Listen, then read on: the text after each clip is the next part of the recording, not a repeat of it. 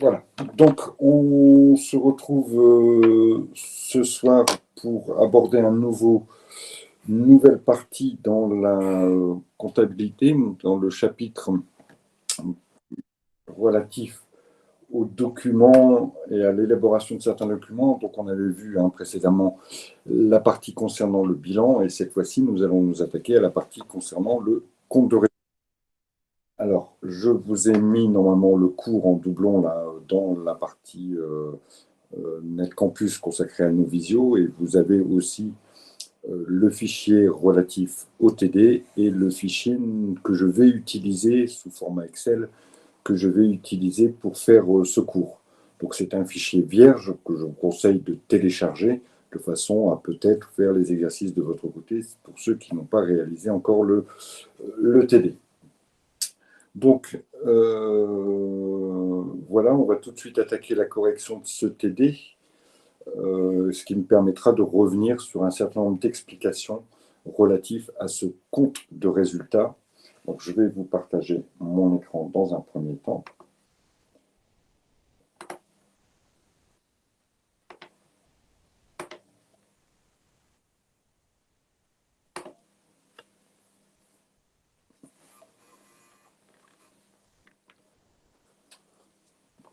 Voilà, ce document tel que vous le voyez ici en format vierge, vous le possédez. Alors, est-ce que quelqu'un a fait le TD? Si personne ne l'a fait, ce n'est pas très grave, on va le faire ensemble, c'est le principe aussi. Mais c'est juste pour moi pour voir comment je vais organiser un peu la séance. Donc, a priori, personne n'a fait le TD. Donc, on va organiser les choses comme cela. Je vais, dans un premier temps, corriger le premier exercice et vous donner toutes les explications nécessaires à la compréhension de l'établissement du compte de résultat. Et par la suite, pour le deuxième exercice, je vous laisserai 5-10 minutes pour le faire et on le corrigera ensemble. Et normalement, on devrait réussir à faire pas réussi. L'explication n'était pas simple pour moi. Ok, de toute façon, les séances en visio sont faites pour ça, sont faites pour revenir sur les choses qui sont les moins simples à comprendre. Et donc, je vais passer à la correction, je vais faire la correction du premier TD, d'accord, du premier exercice, et ensuite, je vous laisserai faire le deuxième. Bien sûr, j'en ferai aussi la correction et j'en donnerai toutes les explications. Alors, avant de débuter la correction, je vais d'abord vous présenter globalement ce qu'est le compte de résultat et à quoi il sert. D'abord, le compte de résultat sert à établir le résultat de l'entreprise, le résultat qu'on connaît déjà, qu'on a déjà vu, puisqu'on en a discuté lors du bilan. Mais ici, on va avoir un document qui va nous montrer comment s'est formé ce fameux résultat. Ce résultat, il est issu d'un calcul qui va prendre en compte tous les produits d'entreprise et toutes les charges de l'entreprise. Le compte de résultat, donc ce document, peut avoir une présentation différente. On peut l'avoir dans un tableau comme on va nous l'utiliser, et c'est le modèle que vous allez a priori tout le temps utiliser, mais on pourrait avoir une présentation en liste en ayant d'abord les produits, les charges, etc., etc.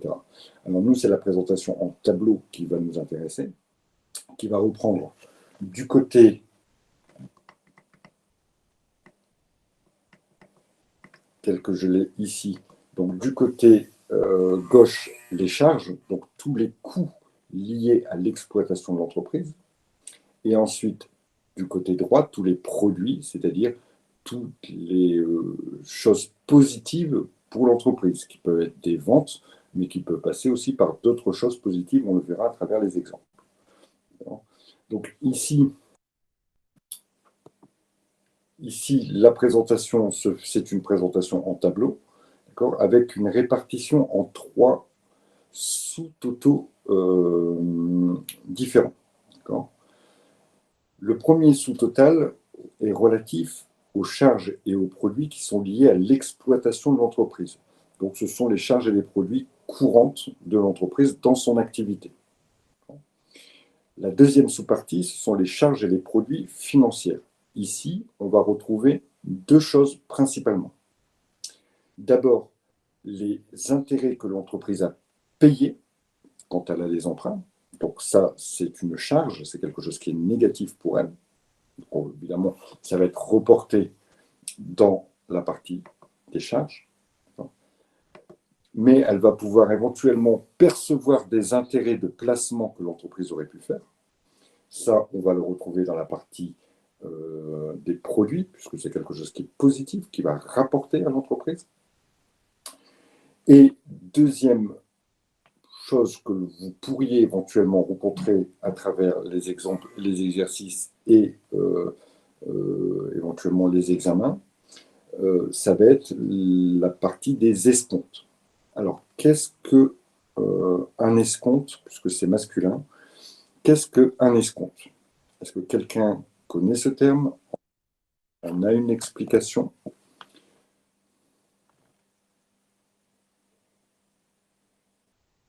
Discount, non, aucun rapport. Escompte, E-S-C-O-M-P-T-E. Escompte, pas discount, mais escompte. Alors, je vais vous l'expliquer évidemment. Dans les rapports que l'entreprise entretient avec ses clients, ou un petit peu, oui, un petit peu, c'est un peu lié avec la trésorerie, Nadjabine. Donc, dans les rapports que l'entreprise entretient avec ses clients et ses fournisseurs, ces rapports sont toujours basés sur des ventes ou des achats, évidemment, quand on parle de comptabilité. Il faut bien savoir qu'aujourd'hui, quand une entreprise vend un produit à une autre entreprise, il y a toujours un délai de paiement. Bon, on en a déjà discuté de ces fameux délais de paiement avec la partie du bilan. Pareil, quand l'entreprise achète de la marchandise ou un produit à un fournisseur, le fournisseur lui laisse du temps pour payer. Pendant que ce temps passe, évidemment, que ce soit le fournisseur ou moi-même, nous n'avons pas l'argent dans nos caisses. Alors, à partir de cet état de fait, prenons par exemple un rapport avec un client auquel j'aurais vendu de la marchandise pour un montant de 10 000 euros. D'accord ? Donc, je lui ai livré la marchandise, je lui ai délivré la facture et nous avons un accord pour un paiement à 45 jours. C'est-à-dire que le paiement, le client s'engage à me payer dans 45 jours. Toutefois, certains clients peuvent éventuellement anticiper le paiement et me faire un règlement immédiat. Ce qui est intéressant pour moi, puisque je vais avoir l'argent tout de suite, mais quel est le côté intéressant pour le client? Pourquoi ferait-il ça? Quel est l'avantage pour lui de régler une facture immédiatement au lieu de la régler à 45 jours, délai qu'il détient? Tout simplement parce que moi, je vais lui consentir. Alors, il n'y a pas de dette. Oui, effectivement, le client n'aura pas de dette, mais bon, pour lui, de toute façon, c'est une dette qui est normale. C'est une dette qui est, on va dire, entre guillemets, légale. Ce n'est pas un problème pour lui d'avoir une dette. Et vous savez, les entreprises, les dettes, elles en ont toujours, dans tous les cas. Ce n'est pas ce problème-là. Est-ce que c'est une dette tout simplement parce que j'ai un délai pour payer ou c'est une dette que j'aurais dû payer? Et là, c'est plus grave. Par contre, là, ça serait une dette, effectivement, mais une dette qui, pour changer plus son bilan, oui, d'accord, mais regardez pourquoi il a aussi un intérêt à me payer tout de suite. Tout simplement parce que quand il me paye tout de suite, moi, je vais lui faire une réduction.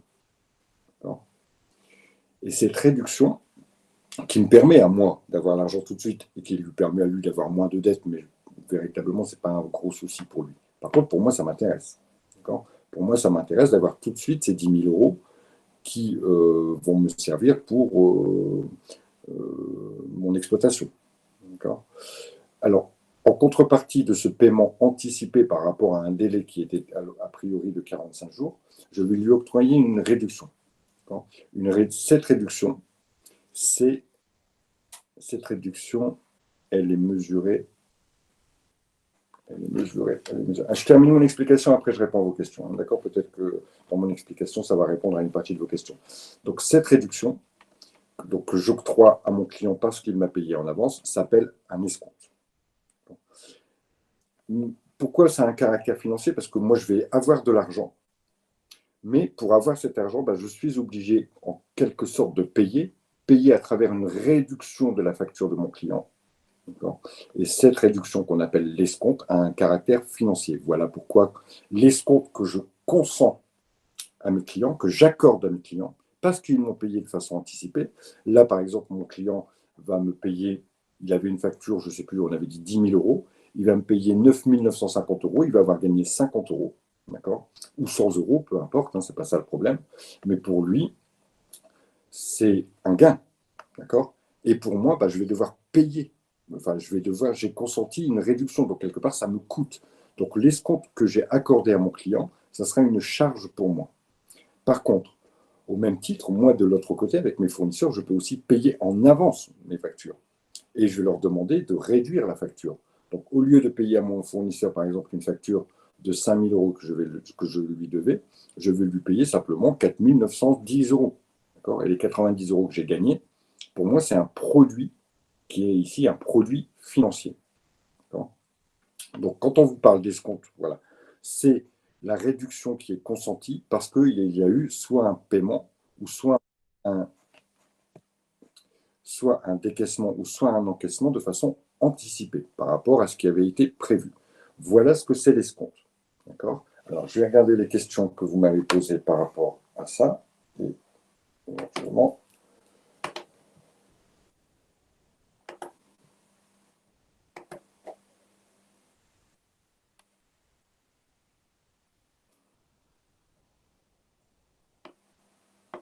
cette réduction, elle est mesurée par nous, entre guillemets. Alors, cette réduction, elle est déjà prévue à l'avance. D'accord. Cette réduction, on sait qu'en général, c'est une réduction qui varie entre 2 et 4%. On est plus aux environs des 2-3%, mais elle est prévue déjà à l'avance. Si vous me payez, je vous fais une réduction de 2-3%. Ça a été convenu.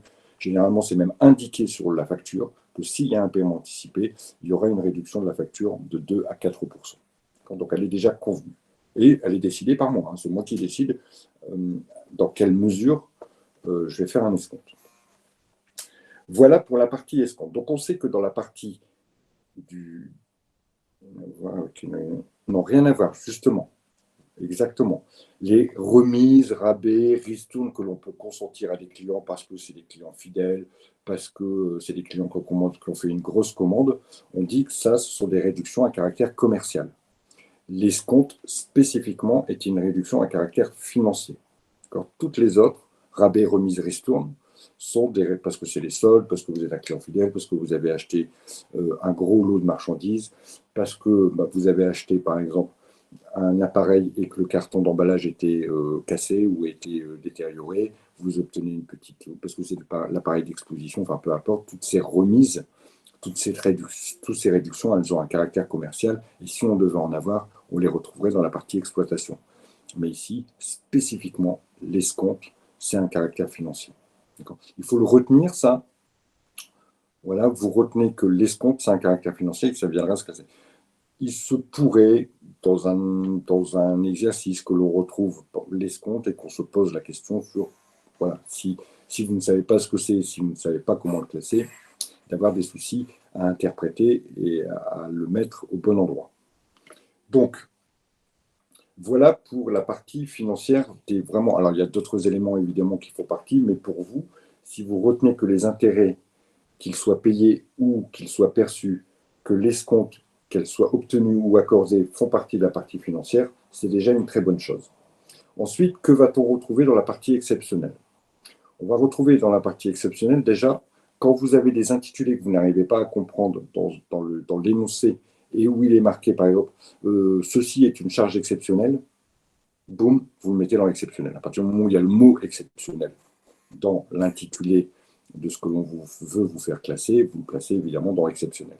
En plus de ça, on va retrouver l'impôt sur les sociétés, qui c'est l'impôt sur les bénéfices, donc que les sociétés vont payer. Cet impôt, comment il est établi? On va regarder le bénéfice qu'elle a fait, et puis on va affecter un pourcentage.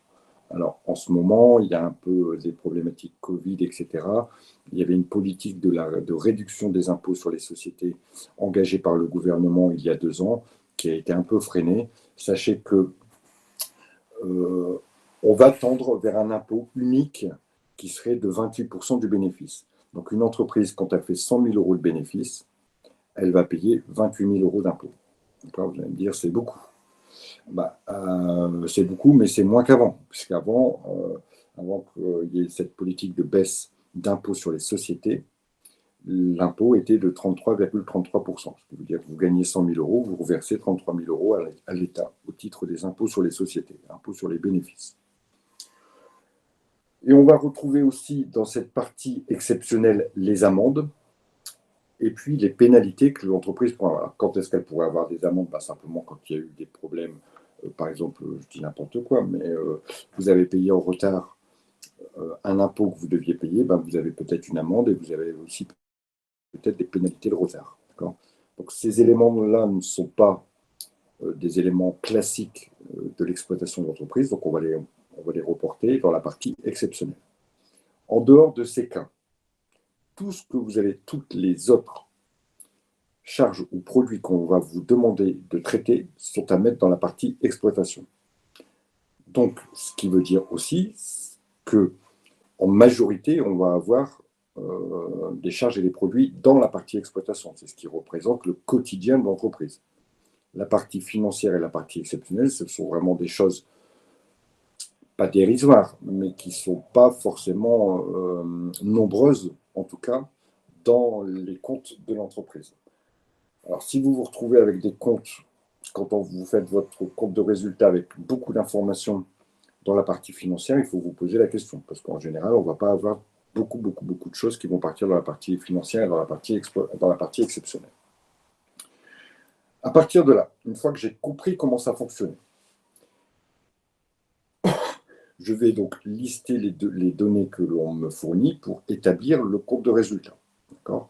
Et on va avoir certaines interprétations de données que l'on va venir placer pour avoir un total des charges d'exploitation, un total des produits, etc., etc. Dernière chose que je voulais vous dire concernant les explications, il se peut tout à fait qu'on ne fasse pas la différence entre les trois parties, d'accord ? Exploitation financière ou exceptionnelle. Tout simplement parce que dans l'exercice qu'on vous demande, on vous demande d'établir un compte de résultat et on vous pose simplement un tableau avec charges et produits. C'est tout, on veut moins de détails que ce que moi je pourrais en donner. Je réponds à la commande, je réponds à ce qu'on me demande, je mets mes charges et mes produits sans faire de distinction entre les charges exceptionnelles, financières et d'exploitation.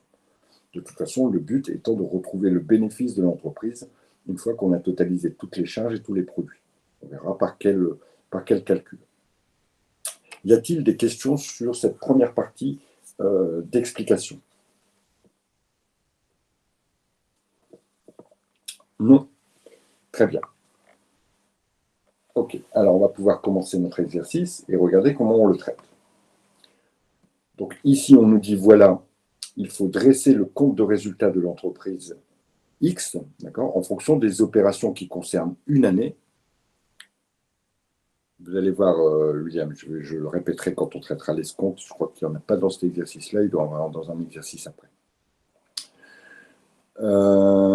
Ici, on nous donne un certain nombre d'informations qui concernent une année, d'accord, et on nous demande de répartir ces informations dans finalement les charges et les produits de façon à établir le compte de résultat et donc établir le bénéfice qui me permettra de répondre à la deuxième question, indiquer si l'entreprise a gagné de l'argent et préciser le montant. Donc, quand je regarde les choses, achat de marchandises. Donc, je vous ai dit, à partir du moment où ce n'est pas des intérêts, ce n'est pas des escomptes, il n'y a pas un caractère exceptionnel, ce n'est pas une amende, ce n'est pas des impôts, tout le reste, c'est dans la partie de la partie exploitation. Ici, l'achat de marchandises, on va venir le classer dans les charges, puisque c'est un coût pour l'entreprise, dans les charges d'exploitation pour un montant de 135 000 euros. La variation de stock. Alors, je ne vais pas m'étendre sur la variation de stock quant à l'explication, je reviendrai dessus un petit peu plus tard. D'accord ? Sachez simplement que ça va être quelque chose qui va toucher mes stocks. D'accord ? Donc, pour moi, c'est ce qui représente le coût. Donc, ici, je vais pouvoir reporter la variation de stock que je vous expliquerai en détail, parce que c'est pas compliqué, hein, d'accord? Mais je préfère y aller tout doucement avec les explications. Donc la variation de stock, ici, je la mets dans la partie des charges pour un montant de 38 600. Ensuite, j'ai des taxes, d'accord, qui sont des impôts classiques, d'accord. Donc les impôts en dehors de l'impôt sur les bénéfices, tous les autres impôts sont des impôts normaux de la société et viennent affecter le compte de résultat dans la partie exploitation. Donc les taxes ici que je vais indiquer pour un montant de 7 000 euros. Alors dans ces taxes, on pourrait avoir par exemple la taxe d'apprentissage, la taxe à la formation professionnelle, une taxe relative à ce qu'on appelle la CFE, la cotisation foncière des entreprises, etc. etc. Vous n'allez pas bien sûr à connaître le détail, mais c'était simplement pour vous donner des exemples et des explications. Ensuite, la facture qui concerne l'eau et l'électricité, pareil, c'est dans l'exploitation.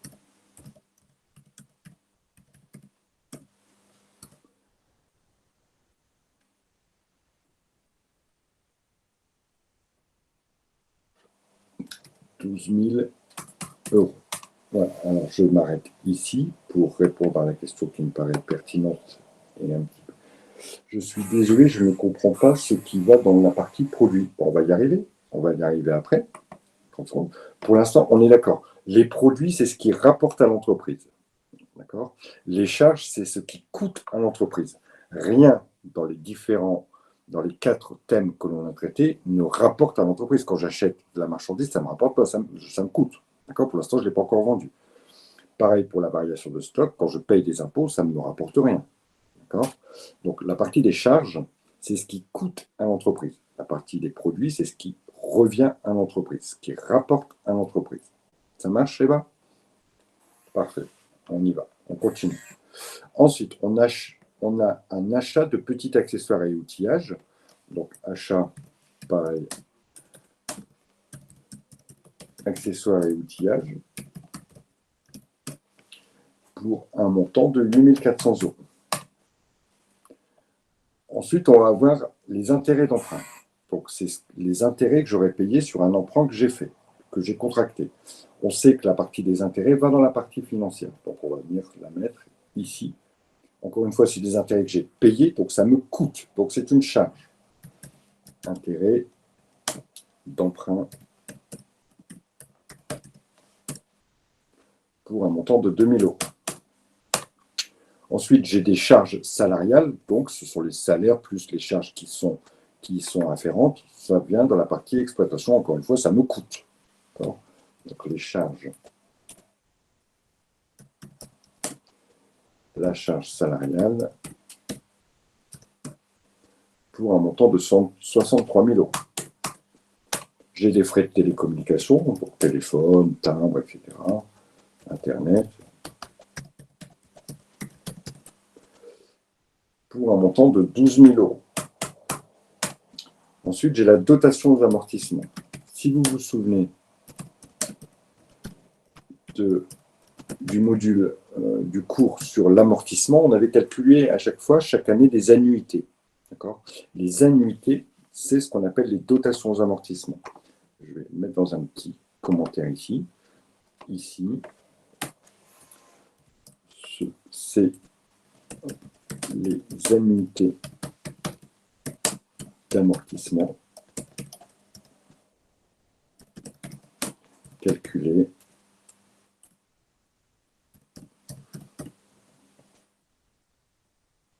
Non, non, non, non. Ce ne sera pas dans les charges financières.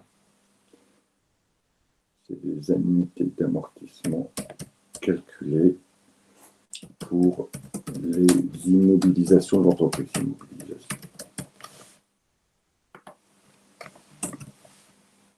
Donc, pas dans les charges financières, ça fait bien partie de l'exploitation.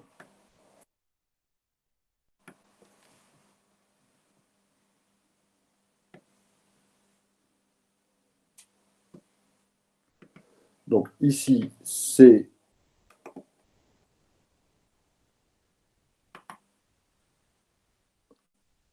non, c'est pas grave, ne vous inquiétez pas, il n'y a pas de souci là-dessus. La partie donc, de la dotation aux amortissements, 5 120 €. Donc ici, on a déjà fait le total de nos charges d'exploitation. On en a pour 281 120 €. On a fait aussi, puisqu'on n'a pas d'autres charges, les charges financières pour 2 000 € et il n'y a pas de charge d'exploitation, de charge exceptionnelle. On a un total au niveau de mes charges de 283 120 €. Je vais regarder maintenant quels sont les produits. On m'informe que la totalité des ventes de l'année, c'est 320 000 €. Donc ça, c'est bien quelque chose qui me rapporte. J'ai oublié les impôts, exact. Pardon, j'ai oublié les impôts. Donc les impôts, c'est dans la partie exceptionnelle. Encore une fois, ça me coûte. Impôt sur le bénéfice. Ici, il y en avait pour combien? 12 540 €.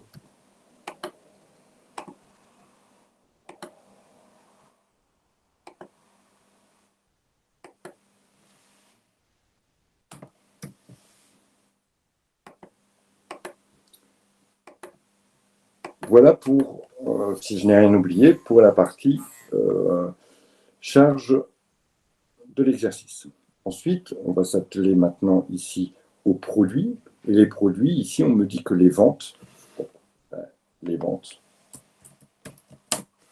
entre parenthèses, c'est ce qui correspond au chiffre d'affaires.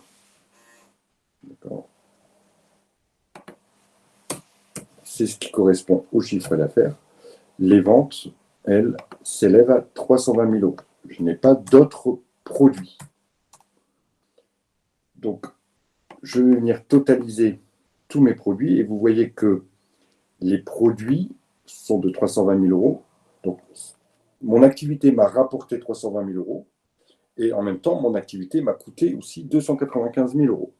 Vous remarquez que les produits sont supérieurs aux charges, ce qui veut dire ici que je vais dégager un bénéfice. Le bénéfice, il est de 24 340 €.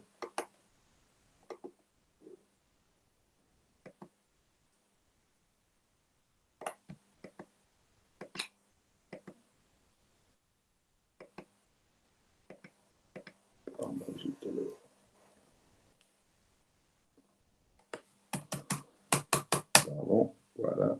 Hop, ce que je voulais faire, c'était afficher ce commentaire. Voilà. Ici, le bénéfice, il est de 24 340 €. Comment j'ai fait pour calculer ce bénéfice? J'ai fait produit, l'ensemble des produits, 320 000 €, moins l'ensemble des charges, 295 660 €.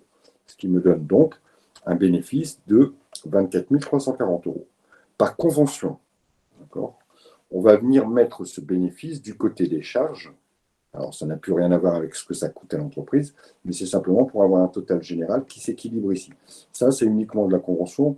Si vous faites simplement un calcul, vous, en disant le bénéfice est de 320 moins 295, vous aurez tout aussi bon. D'accord, mais dans la présentation, en général, on fait comme ça. Ici, c'est un bénéfice parce que les produits sont supérieurs aux charges. Si on avait eu des charges supérieures aux produits, par exemple, imaginons que je ne fasse que 250 000 € de vente, d'accord, on remarque que mes produits sont inférieurs aux charges.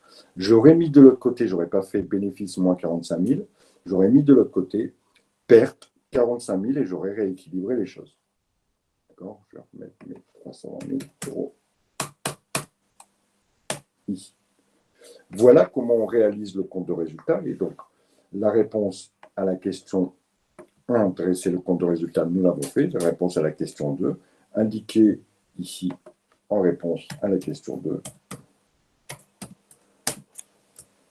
L'entreprise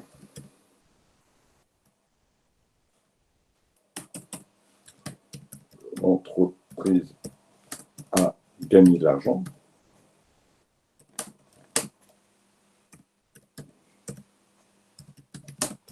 En effet, son bénéfice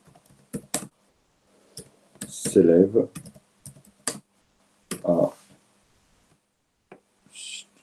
24 340 euros.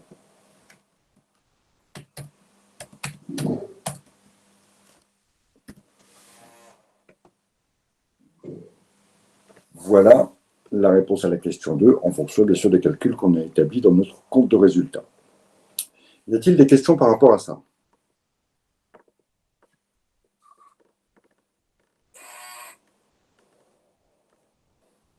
C'est clair pour tout le monde?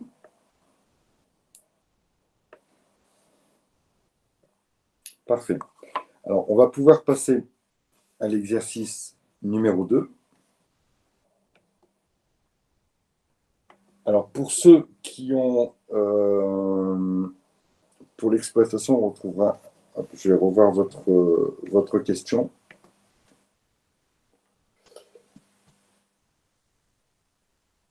Toujours ces critères. Qu'est-ce que vous voulez dire par critères?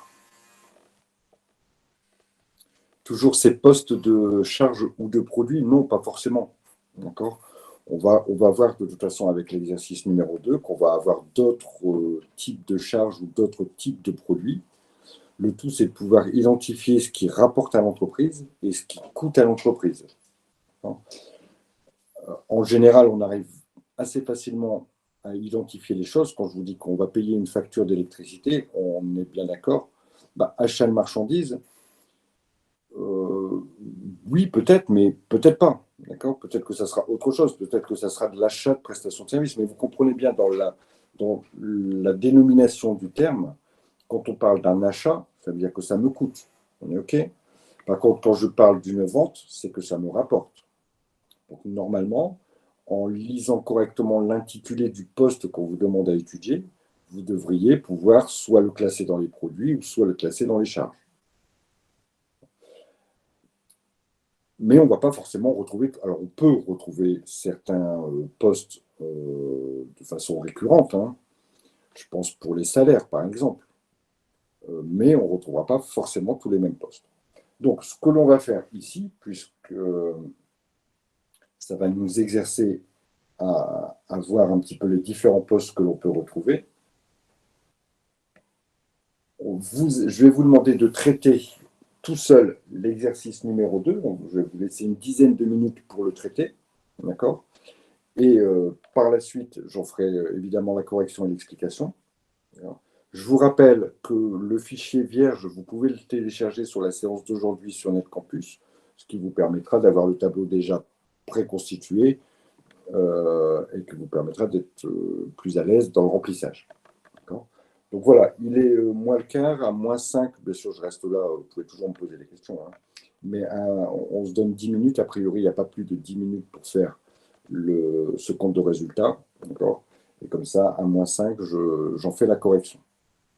Okay, mais je reste à votre disposition pour des questions éventuelles.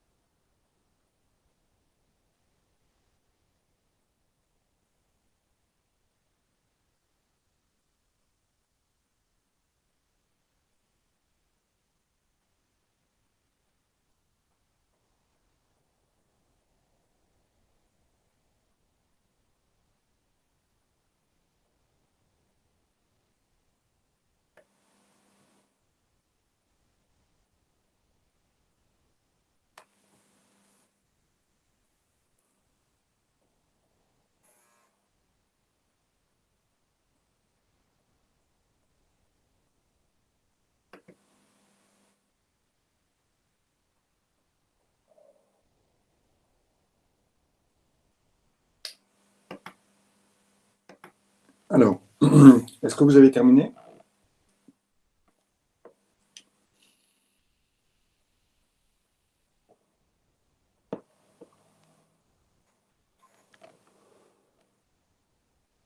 Est-ce que vous n'avez pas terminé alors?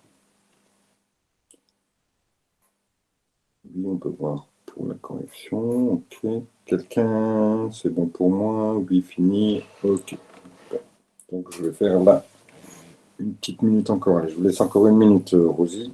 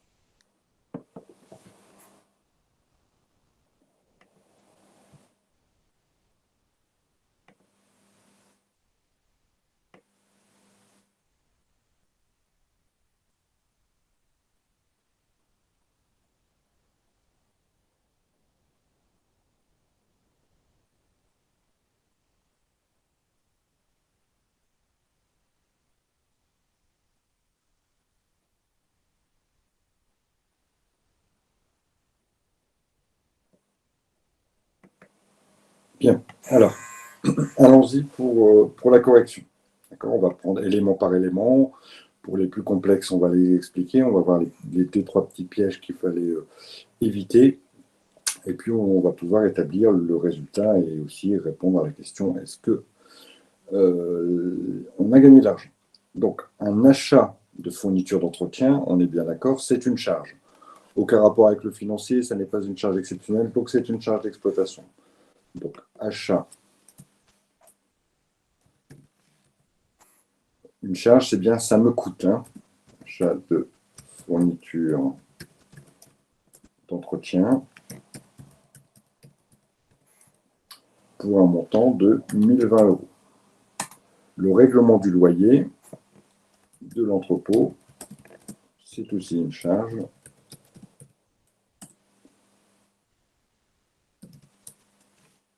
qui est ici de 600 euros. La prime d'assurance. Alors voilà le premier petit piège auquel il fallait faire attention, notamment dans le vocabulaire. On pourrait penser qu'une prime, ça serait quelque chose qui est bénéfique pour l'entreprise, qui viendrait plutôt dans ses produits au lieu de venir dans ses charges. D'accord? Or, dans le vocabulaire, quand une assurance vous envoie le montant qu'il faut payer pour être assuré, elle appelle ça une prime. D'accord? Donc une prime d'assurance, c'est en fait la facture de l'assurance, tout simplement. D'accord?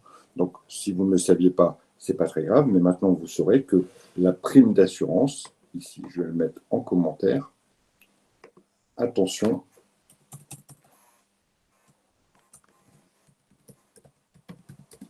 en matière d'assurance, le coût de l'assurance, donc qui est une charge pour l'entreprise, même une charge d'exploitation, le coût de l'assurance est appelé prime.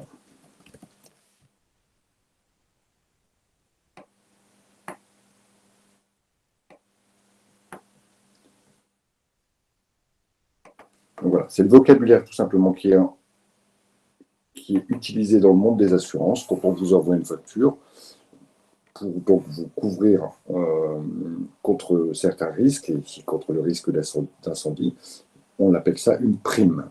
Donc la prime d'assurance, une fois qu'on sait ça, la prime d'assurance, c'est une charge d'exploitation et il y en a pour 890 euros.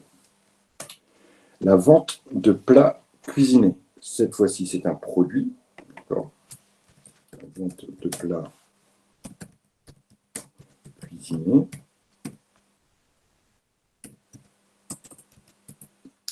On en a pour 27 000 euros.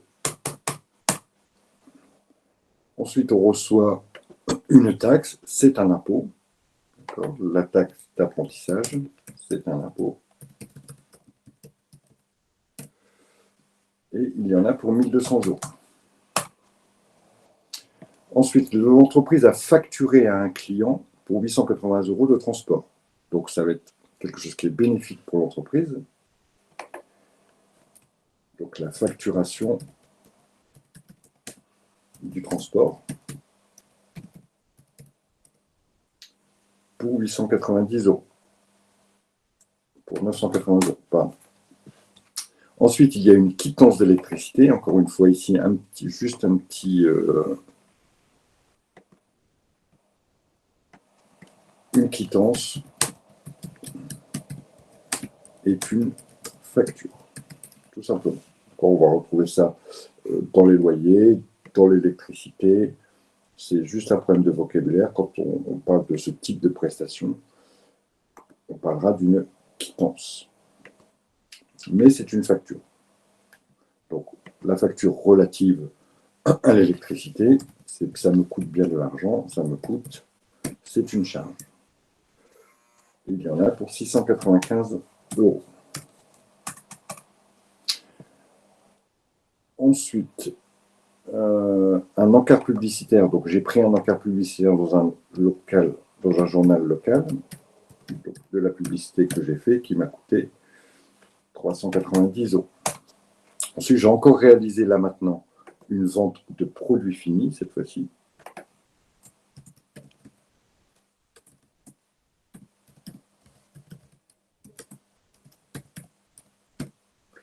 Pour un montant de 42 000 euros. J'ai acheté des timbres. J'en ai acheté 100, donc pour 53 euros. Ensuite, j'ai payé des intérêts d'emprunt à la banque BNP, parce que certainement j'ai fait un prêt auprès de la banque BNP. Ça viendra dans les immobilisations, dans les charges financières, donc les intérêts BNP pour un montant de 270 euros. J'ai reçu une subvention d'exploitation. Alors, c'est quoi une subvention d'exploitation? Une subvention, c'est une aide. C'est une aide accordée par un institutionnel. Donc, un institutionnel, c'est quoi? C'est le gouvernement, la région, la mairie, par un institutionnel. En fonction de critères. Ça peut être parce que vous vous êtes implanté dans une zone qui était plus ou moins pauvre, par exemple. Ça peut être parce que vous êtes une entreprise innovante. Ça peut être parce que vous embauchez des jeunes. Ça peut être par exemple parce que vous embauchez des personnes dont l'accès à l'emploi est compliqué, des handicapés par exemple, etc., etc. Donc ici, les subventions d'exploitation, vous voyez qu'il y a le mot exploitation dedans, on va venir les classer dans la partie exploitation. Il y a d'autres types de subventions qu'on pourrait classer ailleurs, mais ici, c'est une subvention d'exploitation, donc classée dans la partie exploitation. Pour un montant de 12 600 euros. Ensuite, vous avez eu un dégrèvement. Alors, un dégrèvement, qu'est-ce que c'est? On va mettre un commentaire. Alors, un dégrèvement, c'est un remboursement. Voilà, c'est un remboursement exactement, Benjamin. Remboursement d'impôt dû à une réduction. Dû à une réduction, tout simplement.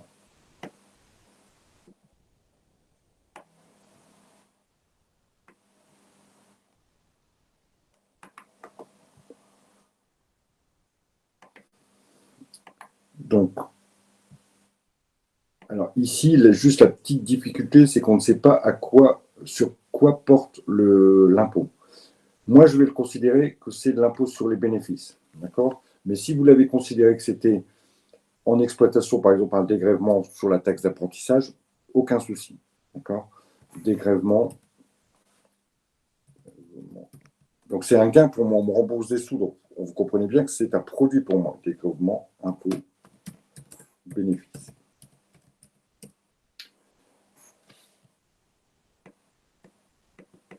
Le montant est de 1 250 €. Ensuite, j'ai fait une vente de déchets résiduels. Alors, qu'est-ce que c'est, hein? Par exemple, dans les restaurants, l'huile de friture, on la revend. D'accord? Tant mieux, ça évite la pollution et puis ça permet de retraiter l'huile et de la transformer en carburant. Ça se fait assez couramment dans les restaurants. C'est un petit gain pour l'entreprise, elle a vendu ses déchets. Ici, c'est un petit gain qui est évalué à 1 600 €. Ensuite, on a reçu une amende. On sait que les amendes, ça se met dans l'exceptionnel. Ici, l'amende de 13 €. J'ai accordé un escompte à un client, donc ça m'a coûté des sous, puisque je lui ai accordé une réduction de 120 €, ça m'a coûté des sous. Donc je répète que l'escompte, c'est ce qu'on accorde en réduction quand un client m'a payé en anticipé. C'est pour William qui me posait la question tout à l'heure. Donc ici, un client m'a payé tout de suite. Règlement au comptant, ça veut dire qu'il m'a payé tout de suite. Donc je lui ai accordé une réduction sur la facture de 120 €. C'est 120 € que moi j'ai perdu, hein. Il aurait dû me les payer, mais là je lui ai accordé une réduction parce qu'il m'a payé plus vite. Donc c'est de l'argent que j'ai perdu. Donc ça m'a coûté 120 €. Ça sera une charge financière. Parce qu'on sait que l'escompte est à mettre dans les charges financières. Ensuite, j'ai acheté du fuel pour un montant de 1 090 €. Vous avez mis 1 € à la place de 13. Ok, merci. Alors, attendez. Hop.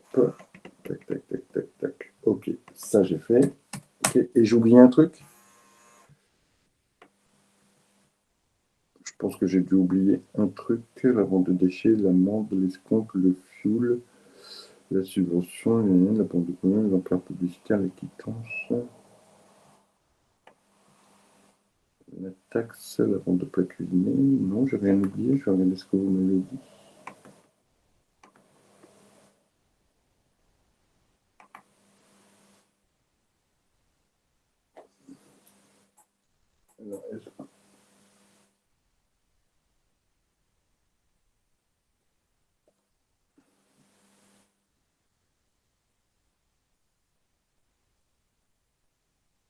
Alors, est-ce que je peux vous donner un produit? Ok, Charline, c'est bon. Transport, oui, c'est bon, ok. Alors, Majoline me dit, est-ce que vous pouvez me donner un exemple dans les produits financiers? Imaginons que l'entreprise, d'abord, l'escompte que moi je peux obtenir, ça c'est un premier exemple. J'ai payé mon fournisseur en avance, il m'a accordé une réduction, donc moi j'ai gagné de l'argent, clairement. Donc voilà un premier exemple. Un deuxième exemple d'intérêt que je pourrais toucher, j'ai placé de l'argent. L'entreprise avait beaucoup d'argent et elle a décidé de faire un placement. Peu importe le placement, hein, on s'en fiche. Et ce placement a rapporté des intérêts. Imaginons que ce placement ait rapporté 200 € d'intérêt.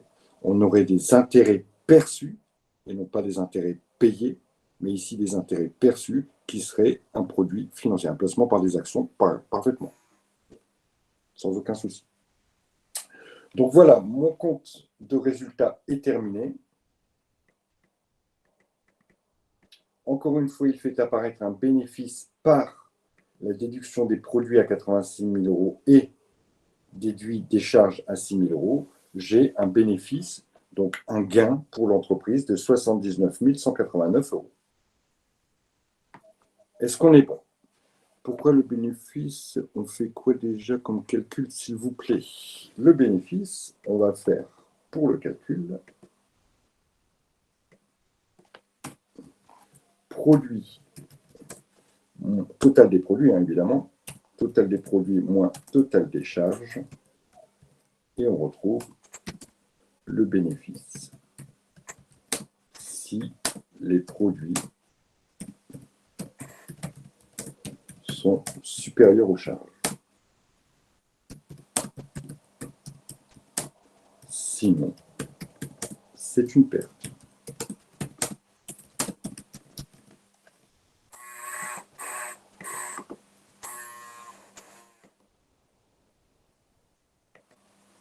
C'est bon pour vous?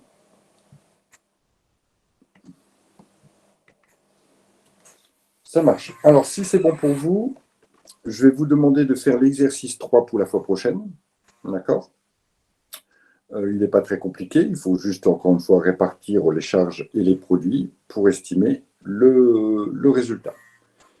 Si c'est bon pour tout le monde et s'il n'y a pas d'autres questions, on en termine là. Je mets la vidéo de correction dès ce soir ou dès demain et vous pourrez, est-ce possible d'avoir les tableaux de correction pour le dernier TD? Oui, bien sûr. Le tableau de correction pour le dernier, il est déjà. Hein. Il est pour le dernier TD. Vous me parlez du dernier exercice? Celui-ci? Sur le bilan, je ne les ai pas mis? D'accord. Je vais vérifier et je vous mets ça. Pas de souci. C'est dans le cours. Je n'ai pas trouvé. Bon, je vérifie et je vous dis, si je ne l'ai pas, je le mets. Et si il y est, je vous dirai de acheter des lunettes. D'accord? Bon, voilà. Allez, on en termine là. On se retrouve, je crois, jeudi ou vendredi. J'ai déjà des lunettes, merci. Bonne réponse, c'est bien. On se retrouve la prochaine fois et puis on continue cet exercice-là sur le troisième. Pour les tableaux des SIG, bien sûr, on abordera la problématique ensemble. Je vous souhaite une bonne soirée et je vous dis à la prochaine fois, à jeudi. Ciao.